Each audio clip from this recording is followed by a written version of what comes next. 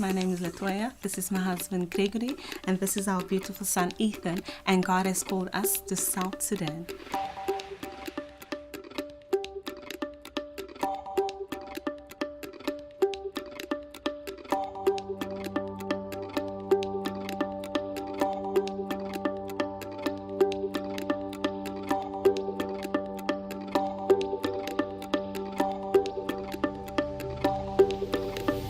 Like, to be honest with you, it's like going back in time, probably about 100 years. I've had friends that come over and say you're wrong. It's going back in time 500 years. The heat, the temperature, it's just hot. It's too hot. And never mind the snakes, the cobras, everywhere, huge. About 80% of the trees and the vegetables has thorns. It's already a harsh place, but it seems like you don't get a break anywhere.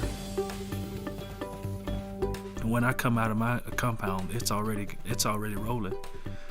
I'm meeting people as soon as I walk out of my gate with immediately needs, then go to the devotion, from devotion to clinic, and then and right after that, of course, I had a building team always. I had a builder there, and I have like 12 to 16 workers a day that's building.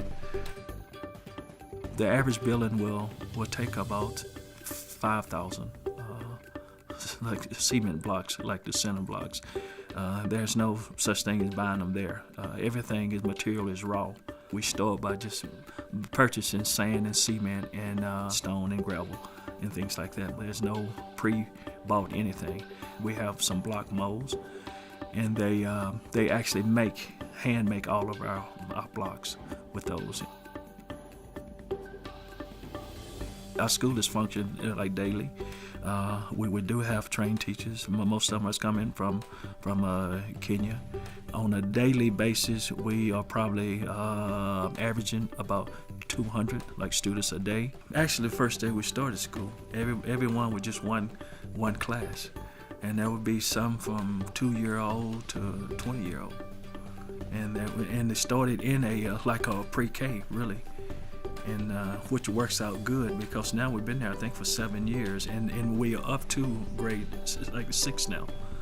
I can remember at the time when we first went, there was no English speaking people on that compound that I knew of, big or small, very rarely on the first trip. But now it really blessed me, because when I left and came back in 2011, I was gone for like a year or so, and they all just greeted me in English. And most of the language you hear on our compound now is English. And not to say that we're trying to colonize them or anything like that, but I'm saying at least with that ability to speak another language beside their mother tongue, it gives them another opportunity to go outside of there.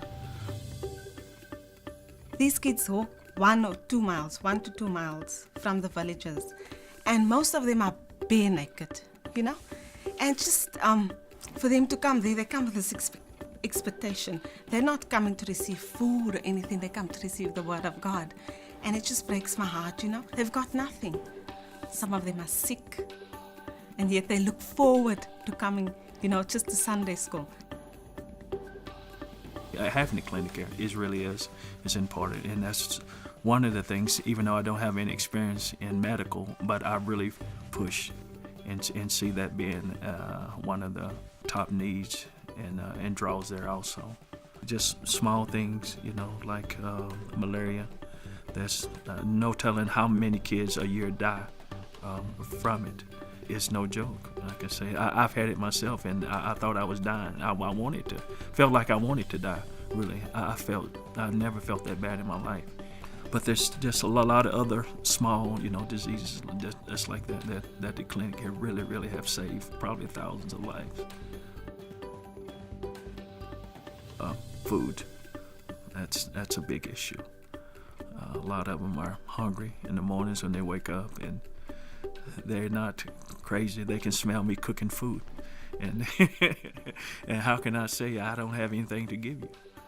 We do have a feeding program. We feed them lunch, and now the government, I learned, they're actually providing breakfast now too also. They're giving them porridge. So we have a couple hundred a day that's coming, and they actually do get for free breakfast and lunch also. But that is it just draws on you, and that's what I deal with really daily.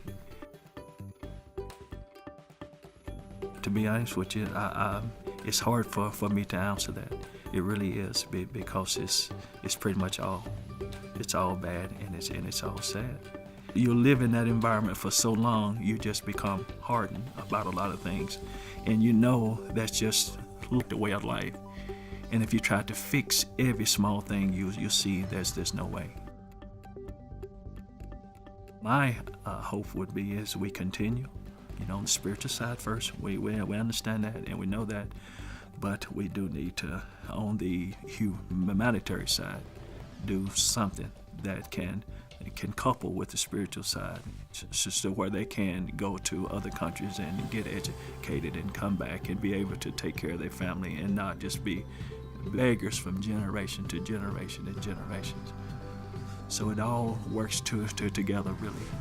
And that's what I'm actually doing, is fighting on their behalf. It's not about making a big name for me and me being a mission, me even being, so and so and so. It's really about those people.